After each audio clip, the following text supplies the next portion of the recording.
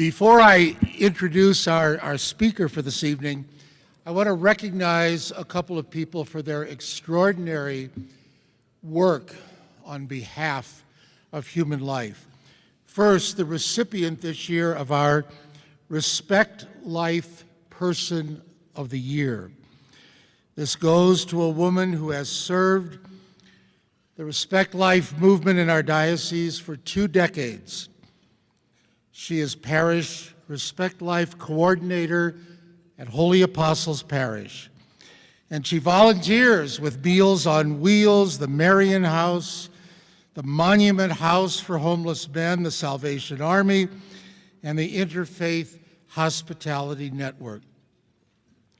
As a stalwart defender of life, she faithfully attends and helps others attend various pro-life events, including sidewalk rosaries outside Planned Parenthood, Respect Life masses throughout the diocese, the 40 Days for Life campaigns, and marches for life in both Colorado Springs and Denver.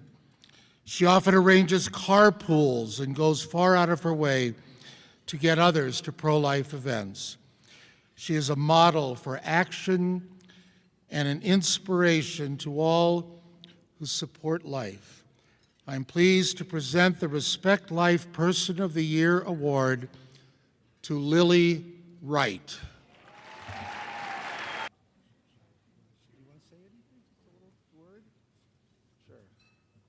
I am truly shocked. I didn't hire a PR person, but I do appreciate it, and thank you so much.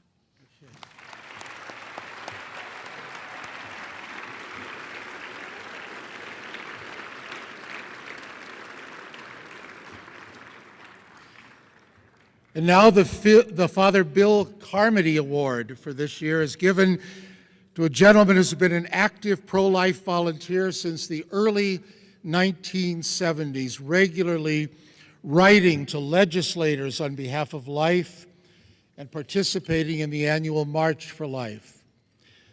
He and his wife moved to Colorado, and while praying outside the Planned Parenthood facility on West Colorado Avenue, met the Diocesan Respect Life director then, Father Bill Carmody. He became Father Bill's associate in purchasing the RV, that recreational vehicle which eventually became the Life Network's mobile pregnancy center. We called it the baby bus. He was named the diocesan coordinator for Life Network's Walk for Life. And over the last several years, until retiring this year, he's been the liaison to Life Network for the Colorado Springs Respect Life Apostolate. He models the importance of all of us reaching out to our brothers and sisters in the community and standing up for life. I'm happy to present the Father Bill Carmody Award to Jerry Klazura.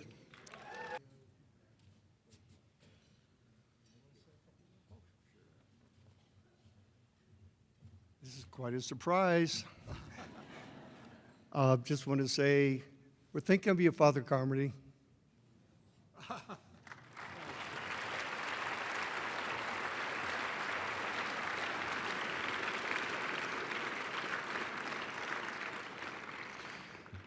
And one last award are for our youth project participants. This year there was a tie for our youth project winners. The winners of a full scholarship to the March for Life are from Our Lady of the Visitation Parish, Catherine Brungard, Ian Christensen, and Gianna Spangler, and from St. Gabriel Parish, Morgan Trechter, Caitlin Schreiber, and Shelley Bland. Any of them here? If so, come on up and take a bow.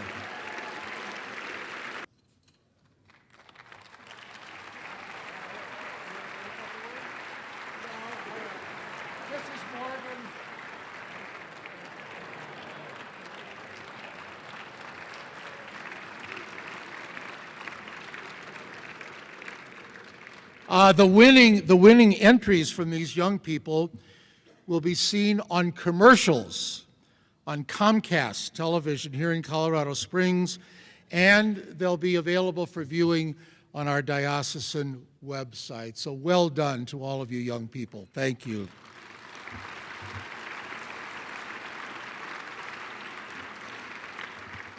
And now it's my pleasure to introduce our keynote speaker for this evening, Janet Morana. She is the Executive Director of Priests for Life and the co-founder of the Silent No More Awareness Campaign, and the author of Recall Abortion, published by St. Benedict Press in 2013. And Suchi's going to have a new book. She's the co-host of The Catholic View for Women, a weekly guest on EWTN Global Catholic Radio, and she does a number of other things. If she wants to talk about those, I'll let her. So I'm very happy to introduce and ask you to give a warm welcome to Janet Morana. Well, thank you, Bishop. And first, on behalf of Father Pavone, Alvita King, Dr. Teresa Burke, Kevin Burke, our entire Priest for Life family, I have to first of all thank Bishop Sheridan, because he has been on our Episcopal Board of Advisors of Priest for Life for many, many years. And we just want to acknowledge and thank Bishop Sheridan for his strong support for Priest for Life. God bless you, Bishop.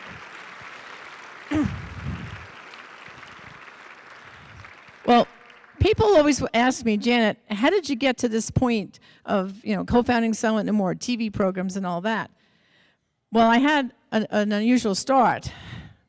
I went to Catholic school all my life, all the way through college, but I got caught up in high school in the culture. See, I was born in 1952, so do the math. I just turned 65. And I was brought up in the old church. Everything was in Latin. And, when Vatican II happened, things got very confusing. And I, too, drifted away from the church. I distinctly remember in high school, the big thing with me was going to confession. And the nuns would I went to old girls' school. And one day, once a month, the priest would come and hear confessions. And one day I was standing online, and I just said, I'm not doing this anymore, because I don't believe half this stuff. And I turned around, went back into the classroom, and Sister said, confession, Janet? And I said, yes, Sister. And so started the slippery slope of that downward spiral I went on. Of course, when I stopped going to confession, I stopped going to communion, then I stopped going to Mass, except, of course, for Easter and Christmas. And I stayed in that very comfortable zone for a very long period of time, almost 20 years. I got married in the church, baptized my children. I did all that, but I lived in a two-family house in Staten Island, and I let my mother-in-law take the girls to Mass, because I was not going to have any part of it. Well, until I wanted a teaching job. And my mother-in-law said a novena, and miraculously, even though they weren't hiring, I got a job 2 days before Christmas to take over for a teacher in January. So my mom said, my mother-in-law said, you have to go to Mass and to church and light a candle, Thanksgiving, to say thank you for the job. So I did that, and being it was near Christmas, I went to Mass. And then I went again, because I figured, I might jinx my job, I thought, if I don't keep going to church. So I did. But meanwhile, I would not go to communion because I wouldn't go to confession. But at the same time, Cardinal O'Connor ordained a young priest named Father Frank Pavone. He was assigned to my parish. And my daughters would come home and tell me all about Father Frank. Oh, Father Frank this and Father Frank that. Well, one Saturday after the Vigil Mass, coming out of church, and my daughter, Tara Lynn, is yelling to Father Frank, Father Frank, come here, I want you to meet my mom. And then she goes, Mom, come here, meet Father Frank. She goes, Father Frank, this is my mom, the one who needs to go to confession. Well, I turned about as red as your chairs, and Father Frank's confessional was only a few feet away, so my heart was pounding. But he was very cool. He took a little piece of paper out of his out pocket, wrote the number of the rectory, and said, well, Janet, you don't have to go to confession now. And she goes, okay, Tara, calm down. Mommy doesn't have to go to confession now. He said, but call me. I said, call him? I said, what do you mean call the priest? What am I supposed to do that for? So I took the number, I shoved it in my purse, and it stayed there for a while, until 3 weeks later, I was cleaning out my pocketbook, and I got that phone number out, and I said, you know what? I'm going to call this priest just to see what he has to say. So he invited me to come and just talk. And I said, oh, come on, talk? And then I later found out that's called spiritual direction. Next thing you know, he had me coming to his weekly Bible class and weekly spiritual direction. I was a tough customer, though. It took me 3 months because he said, Janet, you're a really smart woman, and it sounds to me like you're willing to study. So he says, there's a thing called encyclicals, and if we study those, you'll understand all your objections to the church, because I had my big laundry list with contraception and this and that. So Father Frank started with Humana Vitae. He handed me that. I think he figured if he could get me on Humana Vitae, the rest would be easy from there. And so Father Pavone will be ordained a priest 30 years next year, November 12th, he was ordained in 1988. So I'm back in the church 29 years. Next year will be 30, and I'm not leaving, okay? I'm back for good. But then you might ask, how did I get so passionate about this issue? Well, it wasn't hard with Father Frank as my parish priest. The biggest joke at St. Charles in Staten Island was, how is Father going to get the A word, meaning abortion, into his homily this Sunday? And, he was a very powerful preacher and involved in everything to do with Respect Life and awareness on Staten Island. Matter of fact, he and I and our parishioners put up the first billboards on Staten Island. And, he's like the Energizer Bunny. But one day, we were invited to go pray outside an abortion clinic. And for me, abortion became real at that moment. For me to see women going in with visible baby bumps, ready to destroy the life of that child, I vowed that day that I would do everything possible I could to see to that the women did not have to choose abortion. Before that, it was just an abstract word, but actually going out in front of an abortion clinic is what really set me on fire. It's almost like an iron door came behind me and no going back. And so what I gradually did was I stopped doing all these extracurricular activities and devoted all my time to helping women and bringing an end to abortion, which really led to me co-founding with Georgette Forney of Anglicans for Life the Silent No More Awareness campaign. Because in my travels with Priests for Life, I would meet women who were hurting from their abortions. They would come up and talk to me. And then, of course, I got involved with Rachel's Vineyard, which is a ministry of Priests for Life, as you know, the largest healing after abortion program worldwide. Matter of fact, this month alone, in October, there are 1,000 Rachel's Vineyard retreats being held throughout the United States. Just this month alone. Isn't that marvelous?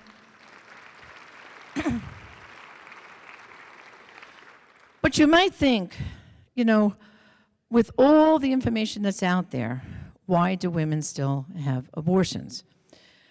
I can tell you some real reasons, and the fact is that sometimes they don't know the help is there. Women, when you think about it, they're not going in to have an abortion to get their right to choose, like the other side makes it sound like. How many here have prayed outside of abortion mills? Raise your hands if you've done that. Okay. How do women look walking into an abortion mill? Do they look like they're really proud of what they're about to do? Do they look like, this is my right to choose? Absolutely not. Most of them look teary-eyed, head down. They don't want to look at you. They're conflicted.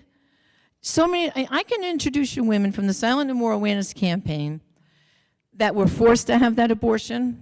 I've been in front of abortion clinics where I've seen men with girls holding them by their wrist, dragging them in, taking them into the abortion clinic. Women don't have abortions because of freedom of choice. They have it because they feel they have no other choice. They feel trapped, abandoned. They have no hope. And we're here to give them that message of hope. And I know the marvelous work you have here in the diocese with the pregnancy centers. The sad news is a lot of these women who desperately need the help don't know they're there. So later on in my talk, I'm going to give everyone, before we leave tonight, some homework. I'm a former teacher, so I always like to leave everybody with homework. But let's think about the damage, that abortion is doing to women. I can introduce you to women that the only child they were ever able to conceive was the child they aborted because of physical damage done to them by that abortion. A bishop mentioned my book, Recall Abortion, that I wrote, and I wrote that book to highlight the testimonies to help change hearts and minds. You might ask, why do the women who have been healed that join the Silent No More campaign, that give their testimonies, why do they do this? The ones that do it because they want to reach out to other women who are hurting and in pain to say, there's hope, there's reconciliation available. Look at us. We committed that same sin, what we thought was the unforgivable sin, but we found the Lord, we went for healing. And so that's why they give their testimonies, but they also give their testimonies to reach those girls who are considering an abortion. Listen to that voice of experience. It didn't solve their problems. It created countless other problems. So many of these women after that abortion, not only did they have physical damage, they would abuse drugs and alcohol. Some of them have tried to commit suicide. And I know of cases of parents have come to me that after an abortion that they didn't know their daughter even had, they did commit suicide. The complications go on and on. Eating disorders. When you think of the problems we have with all the self-help groups out there for alcoholism, for drugs, eating disorders, and yet those problems still exist. Why? Because of abortion. Because it's this underlying thing that's still happening. You also might say to yourself, how come we're having such a hard time convincing people to join us, right? In our activities, to maybe this banquet, we should have 5,000 people here. You know what I mean? Everybody, why isn't everyone on board on this issue? Here's the test. I'm going to ask everyone now. How many in the room, and I ask you to be honest, know someone who's had an abortion? Please raise your hands. That you know somebody. Look how many hands are up. That's part of our problem. After 57 million plus children who've been killed from abortion, that's 57 million mothers, 57 million plus fathers, families have been affected. And so many of them are hurting and haven't been healed. So when we're out there with our pro-life messaging, for so many of them it's triggering, they don't want to hear it, they shun away from it, and that's why we have to be out there with the message of hope and healing. So many of the women from the campaign, when you listen to their testimonies, and I ask you to go to our website, silentnomore.com, and if you want to remember, it's just a simple thing, abortiontestimony.com takes you to the largest search engine of abortion testimonies. We have a search engine there, and you can select the kind of story you want to look at. Like maybe you want to study, like listen to testimonies of late-term abortion. Maybe you want rape and incest, life of the mother. We have them all categorized there. So abortiontestimony.com, and I invite you to quote from those stories, repeat those stories. These women give their stories because they're here to change hearts and minds, and you have to be ambassadors of that message.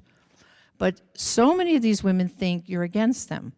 And you might wonder, like, why aren't they getting involved? You know, they're in the pews. They're going to church. Some of them, like I was, you know, maybe they're not receiving communion, but they're sitting there waiting to see, is there hope for them? Does anyone understand? And so therefore, we have to be ambassadors of that healing message. As a matter of fact, I always encourage parishes to put on the cover of your bulletin the number, the website, abortionforgiveness.com, where you could bring you to a search engine we have. You put in the zip code and you can see where's the nearest Rachel's Vineyard and where are there pregnancy centers that have abortion recovery programs. We have to be ambassadors for the healing message because there's so many people hurting out there. And it's not just the women, it's the men too. We started this campaign, Georgia and I developed in 2002. We had our first events in 2003. And then by 2004, our first man gave his testimony. And now every year, whether it's in Washington or San Francisco, we have men and women. And 2015, we expanded the campaign because of all the people coming to us, the other people groups. So for example, we now have grandparents who give testimonies. And for grandparents of that aborted child, it's a two-coin story. Some parents were responsible, right, for the death of their grandchild because they told their daughter, you have to have an abortion, and they took them for the abortion. But other parents didn't know their daughter went and had an abortion, and so they're grieving the loss of that grandchild when they eventually find out. And in my case, I have such a story. Even though I'm in the pro-life movement, even though my 3 daughters knew that that God forbid they got pregnant, if they made that mistake, I was there for them, I would help them. One of my daughters, when she was away at school in Michigan, had an abortion. And I didn't know about it for several years I noticed her behavior changing. I was starting to ask her a lot of questions. What's wrong? And finally, she broke down and told me what happened. And I said to her, why? Why, Kelly? You knew you could come to me. Why did you do that? And she said, Mom, I didn't want to disappoint you. And since I've come out sharing my story about that regret of losing a grandchild, so many other people in the pro-life movement especially have come to me and said, it happened to me too. So see, we're vulnerable too. It can happen to us. As much as we educate our young people and we tell them, it can still happen. So I'm one of those grandparents that mourns my lost grandchild to abortion. And so now with the campaign, with this shockwaves, we have the grandparents giving testimony. We even have siblings that mourn the loss of that sibling. And you might say, Janet, how do siblings fit into this? Because these children know that someone's missing from the family portrait. There's a sense they have. I've studied under, Father Frank and I have studied under Dr. Philip Ney, a Canadian psychiatrist, who for 4 decades or more has studied this. And I'm going to give you, he's a child psychiatrist, and I'm going to give you just one example of how he's discovered this survivor syndrome or the sibling effect after abortion. And these are children who their mother had an abortion prior and then they were born later on. There's a case where a little 6-year-old girl was taken with her mother to see Dr. Ney. She was having problems not sleeping at night, wetting the bed. And so Dr. Ney had his assistant with this little girl in one room and said, oh, draw a picture of your family and I'll be back to talk to you. And now he's talking to the mom. This child was the only child. She draws a picture of mommy, daddy, herself, and 2 other siblings in the picture. Later on, Dr. Ney is talking to the mother and says, have you had any pregnancy losses? And with her eyes down and teary, she says, yes, I had 2 abortions. This little girl had the feeling that someone was missing, and she actually drew the 2 missing children. Of course, Dr. Ney treated the family for a period of time and worked with them, and eventually the child's symptoms went away. But this is not an isolated case. He's documented many cases like this, so that siblings do realize when a prior sibling was aborted. They have this sense. This also is very common too with twins. Sometimes one twin has been aborted, and then the other one, there's testimonies I have of this other twin has survived the abortion, and then the mother at that point is so far along that she says, okay, I'll give birth to this child. But that one twin knows that someone was missing from the family picture. So abortion, when you think of it with the shockwaves, is that as if at the epicenter of every abortion, obviously there's the death of the baby, but there's the mother affected, the father's affected, like I said, the grandparents, the siblings. But what about aunts, uncles, and cousins? All these other people are now missing from the family tree. So abortion really is a multifaceted effect, and it's throughout the whole family. And what we've discovered is, since 2015, when we first launched this as part of the Silent No More Awareness campaign, we are having in the Rachel's Vineyard retreats now, more and more of these other groups are coming for healing.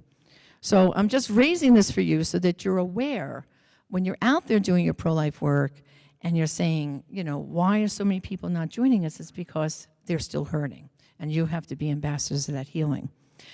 In addition, the other thing I want to equip you with is the heart, like, how do you debate this, right? I'm sorry, how many people know people that they argue with this in their church family that are, say they're pro-choice, right?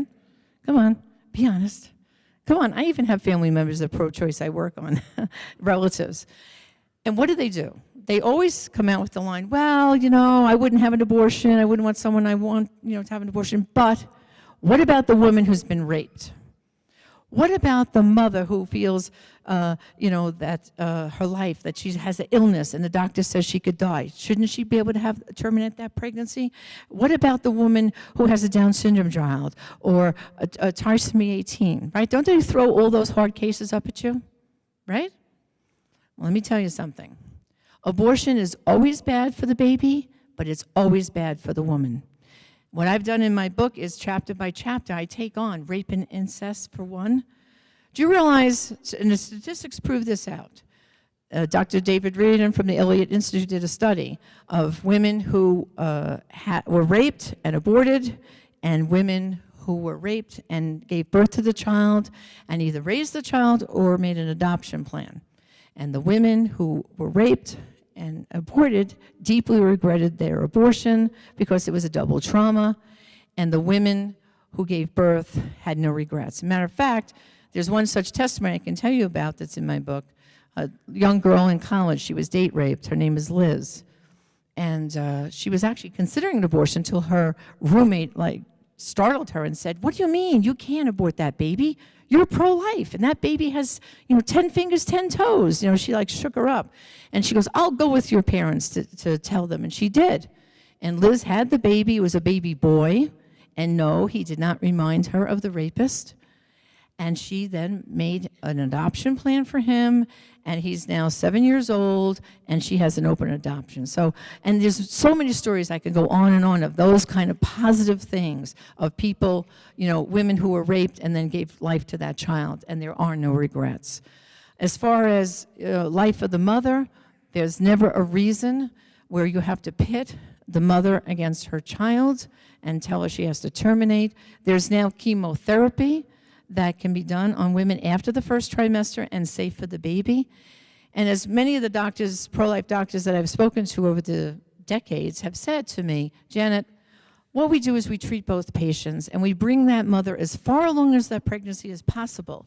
And then if we have to, we deliver the child and do everything to resuscitate that child. But we never have to pit the mother against the child." And then finally, for the fetal anomaly cases, there's a thing called perinatal hospice. And again, the doctors very often will say, whether it's Down syndrome, trisomy 18, there's a long list. They're even recommending termination now for cystic fibrosis, spina bifida. I mean, it's outlandish, really, because what they do is when a woman is about 15, 16 weeks pregnant is when they begin to do all this testing. And doctors do recommend termination. But you don't have to do termination. Even with a child with trisomy 18, where they feel the baby might only live a short period of time, perinatal hospice treats the mother and the child. And it was brought to our country from Sweden by Dr. Byron Calhoun, and you can Google it, and it's marvelous. It's catching on around the country more and more. And what they do is they treat both patients. They bring the mothers along in her pregnancy. They have a priest usually there or a minister based on the faith of the family. They deliver the child, they get to name the child, hold the child, and some of these babies are very surprising. Rather than living a very short period of time, they surprise you and they live even longer. As you all know, Senator Rick Santorum's Bella's now 8 years old. So don't put limits on what God can do. But you have to be able to discuss this among the people you come in contact with. That's kind of like why I'm trying to give you these facts. Because these are the people who still cling, right, to choice. They say, what about this case and what about that case? And what I say is there is never, ever, ever a case where a woman has to have abortion. And in fact, not just the surgical abortion, but we also have the abortifacient drugs, which are also equally as bad for the woman. In fact, there are drugs like Ella, the morning after pill, Depo-Provera. All these drugs are group 1 carcinogens, as shown by the World Health Organization. Women have died from some of these drugs. Yes, they have died. And in fact, there's the drug called Yaz and Yasmin, which is a birth control drug. And with that drug, they're giving it out now even to teenage girls to cure acne, supposedly. And not only is it cancer-causing, but it can cause a stroke and other complications. And in fact, I was speaking at a Legatus conference, and I had spoken about this, and after my talk, I was on the buffet line, and a woman came up to me and said, "Janet, I have to share a story about my neighbor.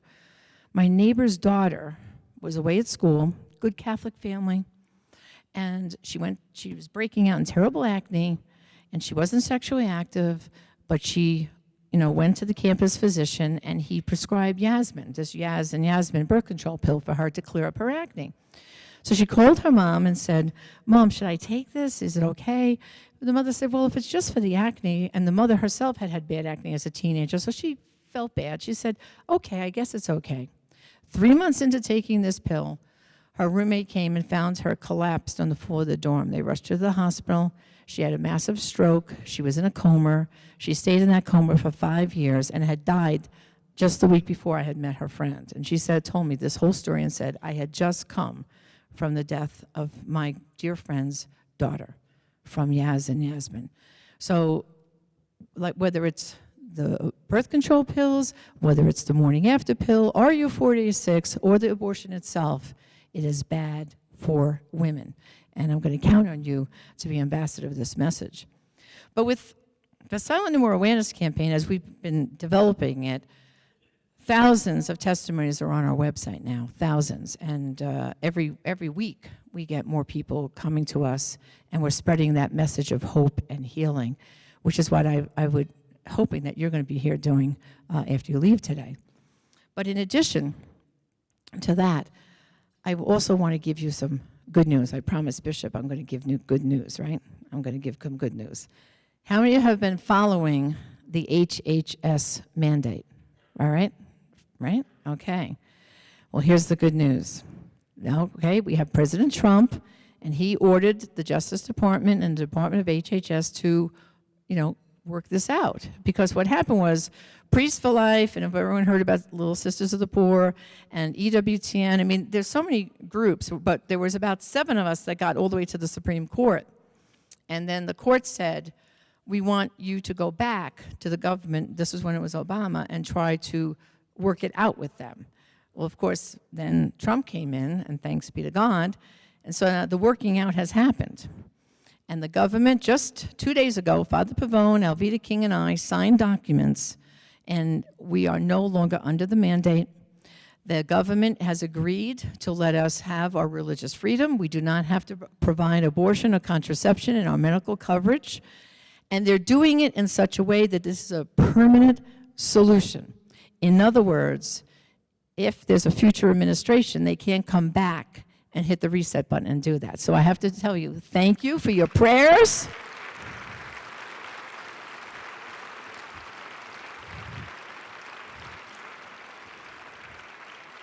There are 78 other cases that everyone is, signing their paperwork and through their attorneys getting it back to the Department of Justice. But this is a victory for all of us, right? For your diocese, for any of us who have, medical coverage, any nonprofit. It's protecting all of us permanently. And I remember when the lawyer was first explaining it to us, I said, now wait a minute, I'm not going to sign this unless there's a real guarantee here this can't come back to haunt us again. And they said, it doesn't matter. No matter who's in the White House, no matter who's in the Congress, the way this is worded, they can't come back and redo this again. So religious freedom has won. The sad thing, thank you. The sad thing is, you don't hear about this on the news, right? Did you hear about it reported? I mean, this is a big story. It should have been shouted from the rooftops. Well, we are at Priests for Life. We sent out a press release, and if anyone heard me with Teresa Tomeo, I was on Teresa Tomeo yesterday, and we spoke about it. But these are the stories that I need you to talk about. We had a great victory, and people are still scratching their heads and saying, do you know how many people I'm still explaining what the whole HHS mandate was about? They didn't even realize that this was happening to us. I mean, when I signed those papers to go to court as the executive director of Priests for Life, I mean, I was prepared to go to jail. I was ready to go all the way. And so was Father Pavone and the rest of our team. And so were the other organizations. And so there's so many people out there don't realize elections do matter. I mean, had Hillary Clinton, been elected instead of Trump, maybe I would be in an orange jumpsuit by now. I don't know. I mean, that's how serious of a situation we have right now. And so the HHS mandate is good news, but also, too, I mean, look, we have a new Supreme Court judge, right? Good, right? Neil Gorsuch. That's an accomplishment. And I think we'll probably have another one or two, hopefully. We have the pain-capable bill was just passed by the House, right? You realize that? Another victory? Yes. And now's the time we have to put the pressure on the Senate. to bring it to a vote. And yes, I know, unless they do the nuclear option, we don't have 60 votes to pass the Senate. But the good thing is, we're going to get these senators on record before they're up for re-election in November. That's what's important, right? Absolutely. And, you know, the pain-capable bill is something you should be talking about, the people in your circle of influence. Because, like, for example, how many remember the big discussion on partial birth abortion? Remember that one? I actually, at the time, I was teaching in public school in New York City, and of course, there was me and maybe one other teacher were pro-life, and everybody else was, they like to call themselves pro-choice. They said, you're pro-abortion, and it always baffles me why the United Federation of Teachers supports all the pro-abortion candidates, right? Aren't they afraid they're going to lose class size if we keep aborting the children? They should be the most pro-life of everybody, right? But during this whole debate of the partial birth abortion, I actually got some of these pro-abortion teachers to fill out a postcard to send to National Right to Life saying they were against partial birth abortion. They actually said, oh, well, that's going too far. You have a golden opportunity now with this pain-capable bill. You should be talking to especially people that you know within your circle of influence who lean to be pro-choice. Ask them, are you pro-choice if a baby can feel pain? I bet you they're not. You know, most people out there still think abortion only happens in the first trimester. They don't realize it's through all 9 months for any reason whatsoever. I mean, that was the result of Roe v. Wade, the two companion decisions. You know, Roe made it legal, but the Doe decision is what it gave it expanded for any reason, whether it was life of the mother and so forth and so on. We have a golden opportunity now with this pain-capable bill. And, you know, it can do just what it did with partial birth abortion. It moves the needle. And the pain-capable bill is going to do just that for us. So I want to encourage you. You can go to our Priests for Life website, priestsforlife.org. We have a lot of information up there about the pain-capable bill, talking points and information. And I really, really want to encourage you to use this. This is a golden opportunity we have to really change hearts and minds, because that's what this is about. How do we win this issue? It's one heart at a time, one person at a time. And as we heal people, right, that are hurting from abortion, they only go in one direction. You notice that? When men and women and families are healed from their abortion, guess what? They come back to church, they become pro-life, right? They don't go to the other way, they come our way. So this is how we're going to end this issue. We're going to be changing one heart at a time, one mind at a time, and you're the ambassadors and the people that can do that. And I'm going to give you a few tools also to help improve your language in doing that. Here's a test. Your neighbor tells you, your real good friend next door, that her 15-year-old daughter is pregnant. How do you respond? Do you say, what is she going to do? If you say, what is she going to do, guess what? That's an abortion-minded question. Because what is she going to do means, is she going to have an abortion or is she going to have the baby, right? But instead, here's a new phrase. Well, that's an unexpected blessing, right? Because if we truly, believe what we're saying here, that life is sacred from the moment of conception to natural death, then every life is sacred, then that baby is a blessing.